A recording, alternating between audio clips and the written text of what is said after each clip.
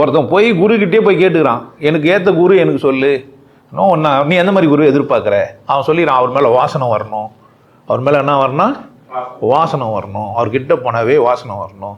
அவர் சாந்தமாக பேசணும். அவர் கோவப்படக்கூடாது. ஒன்றும் பிரச்சனை இல்லைப்பா, உன் கட்டாயம் ஒன்று குரு கிடைப்பார், ஒரு 20 வருஷத்துல கழிச்சிருவாருன்னு அனுப்பிச்சி விட்டான். 20 வருஷம் பார்த்து இங்கே தான் வந்தான். ஏன்னா ஊரில் இருக்கிறவங்களாம் போய் சொன்னாங்க அங்கே போனால் வாசனை வருதுன்ட்டு. ஏன்னா சீடன்களாம் வாசனை மாலை கீழையும் போட்டால் என்ன ஆவான்? நானும் ஒரு கொட்டை போட்டு சாணி போட்டு உட்காந்துருந்தேன். அப்போ எப்படி வாசனை வரும்? சாணி நாற்று வச்சுருக்கோம். நானே வரும்போது ஆச்சரியப்பட்டேன், என்னடா செந்தில் மாதிரி ஒரே வாசனையாகுது, இவங்க வச்சுக்கிற பூன்னு நினச்சிருந்தேன். ஆமாம் பார்த்தா இல்லையா, நானே ஜாஸ்மின் இதுதான் வச்சேன்னா ஸ்ப்ரேவே. அப்போது ஸ்ப்ரே அடிக்கிறவளுக்கு என்ன ஆகிட்டேன் நான். இப்போ வாசனை வரும் வா. அப்போ 20 வருஷம் பொறுத்து தான் வாசனை வரணும் வந்தால் என்ன பண்ண முடியாது? ஒன்றும் நான் இப்போ இது மாதிரி ஸ்ட்ராங் அப்படிலாம் பேசிக்கிறேன். இன்னும் ஒரு 80 வயசில் கொஞ்சம் தளர்வாகவும் அமைதியாகவும் சாந்தமாகவும் ஆகிட்டுருப்பேன்.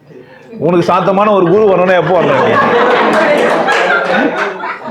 அப்போ என்னால் பேசக்கூட முடியாது. வாத்தியாகு நல்லா இருக்கியாப்பா அப்படின்னா உனக்கு எப்படி இருக்கான்? இதைத்தாண்டா நான் எதிர்பார்த்தேன். வாடா தியாகு, என்னடா என்ன அசிங்கமா பேசி வரும்போது உனக்கு டென்ஷன் ஆயிடுச்சு. இப்போ வயசான காலத்துல என்ன பண்ண முடியாது? அப்ப நீ அந்த எப்போ வரணும்? நீ